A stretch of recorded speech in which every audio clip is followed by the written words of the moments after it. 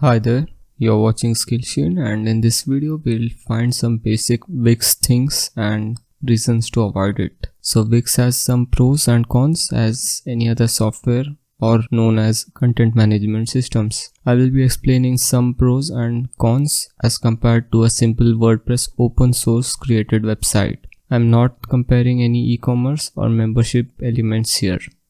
So as you can see, this is the honest comparison chart, and the first column has factors, second one has Wix or similar kind of websites like Weebly, Webflow, anything else, and the third one is known like WordPress, which is self-hosted option. So if you want to see the learning curve, it will be very less in Wix but very high in WordPress, because in WordPress you have to start by setting up even the basic thing like backup and the page load or SEO plugins or themes, whatever be it, you have to set it up from the start. But in Wix that all comes preset. The second thing, but the major thing, is customer support. So Wix is a full-blown hosted website. That means it has a customer support and they charge you for that. But in WordPress.org, it's just a community driven platform. That means you will find a ton of resources on their community page, but if you have a specific problem, then that may not be solved at that instant. Third thing, site security and reliability. So in the case of Wix, it is very high because again the servers are owned by Wix, and if anything happens, they are in charge of making that correct. That means if your site is down for now, you are very well to blame Wix. But in case of a third party hosting as in WordPress.org or WordPress open source, the hosting is handled by you. If you have chosen a very cheap hosting provider, he may or may not answer your queries properly. That means again the reliability goes down. The site backups, if you see in Wix, it is completely automatic with version control. Now what is version control? That means if you have edited your website but do not like it, so there is a version history option in Wix. You can click that and you can restore the previous version. But in WordPress, it's not there by default. And if you want a site backup, you have to manually set up, or if your hosting provider has given that option, you can enable it, but most probably it will be charged extra. In terms of flexibility, you might be thinking the drag and drop feature, which makes it easier to make a website, but no, it's not. If you are using Wix, it's like your hands are tied. If you want to try any new feature, it's only governed by the features that are given by the Wix. In case of WordPress, if you want new features, it comes as a plugin and you can install that plugin and you can add some more features. Not in the case of Wix. So as I have said before, open source, that means the code is available in the web and you can see it, you can read it, you can learn with that. In case of Wix, it's proprietary. That means the code is hidden behind Wix company. They don't show that. If this is a major problem, because if for say tomorrow the Wix company closes, all your website goes down as the standard of what Wix has chosen to show the website is not known to us. Change of hosting provider. Now you know that in case of WordPress, you are choosing your own hosting provider. That means you are keeping the cost in your hand. That means if you want to host your website for less cost, you can choose a hosting provider which is charging you less. But in case of Wix, you cannot do that because you have set of plans to choose from and you cannot decrease the cost there. In terms of total control, in case of WordPress, you have the front end, the back end and the admin section. So if you mess up with your codes or if you mess up with the plugin, you can very well go to the back end using cPanel or whatever your hosting provider has provided you with, and you can delete that plugin. But in case of Wix, that problem won't happen in first place, but again you don't have control over that. Now in terms of scalability, this is again a major issue. So Wix has again set of plans to choose from. Now if you are using more of the resources, you will be charged extra, and the charges are very high. And in WordPress, again the same policy follows here for the resource, but there are plenty of hosting providers who gives this for very less cost. Static presence. What is this? If you are creating a static website, or say a website that you are not editing frequently, Wix is best for that, because Wix runs security checkup frequently. In case of WordPress, that's a major issue, because if you don't update WordPress to a newer version or their plugins and themes to a newer version, they create a loophole there.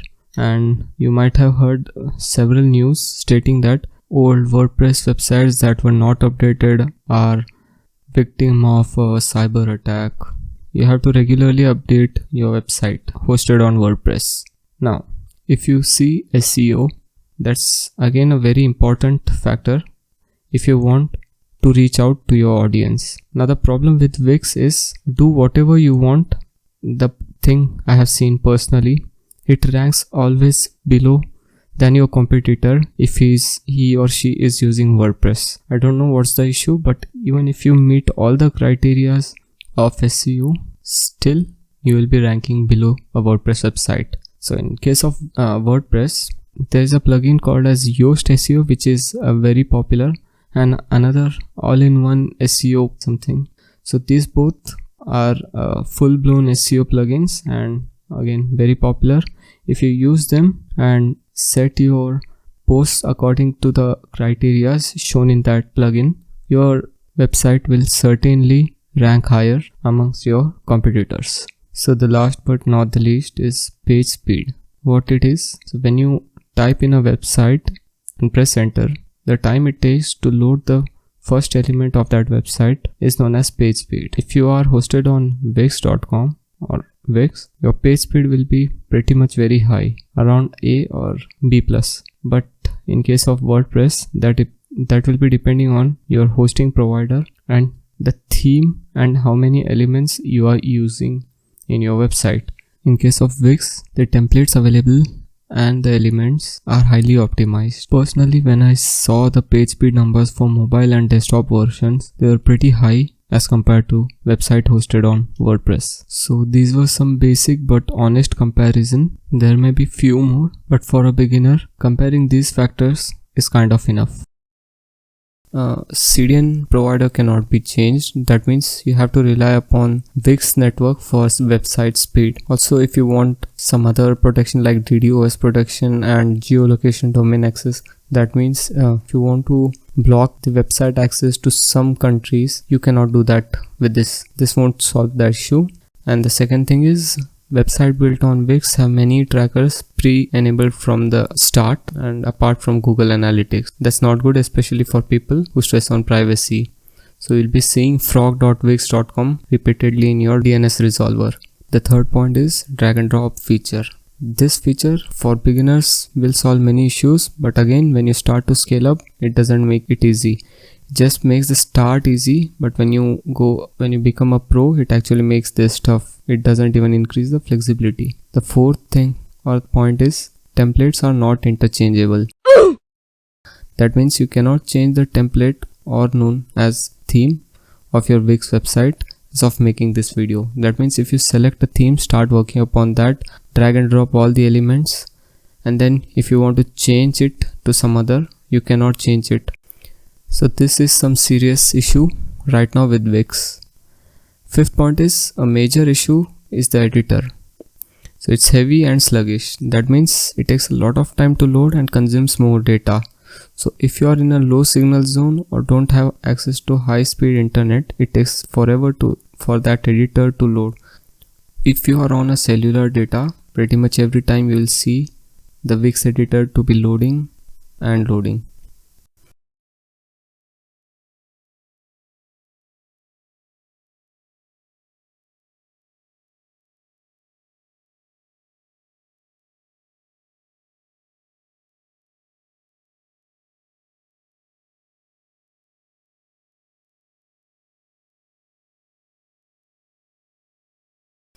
Now let's talk about the main thing, that is WordPress. It's open source and has a lot of developers working worldwide. If you want a paid one, it's available on multiple online sites like Theme Forest.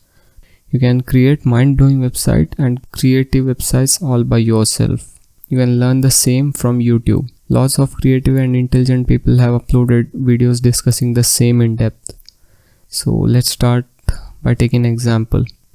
You have a website in Wix and you saw an add-on several time ago.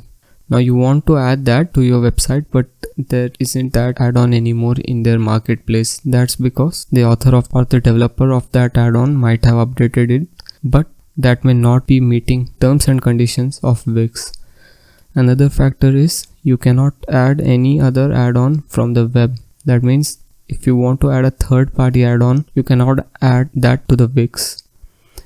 It must be present in their marketplace. It's just like Apple iOS. In WordPress, if the same thing happens as above, you are pretty much covered. Even if WordPress.org marketplace removes that theme or plugin, you can search upon web and get a copy zip file. Although not recommended, but you can still activate it.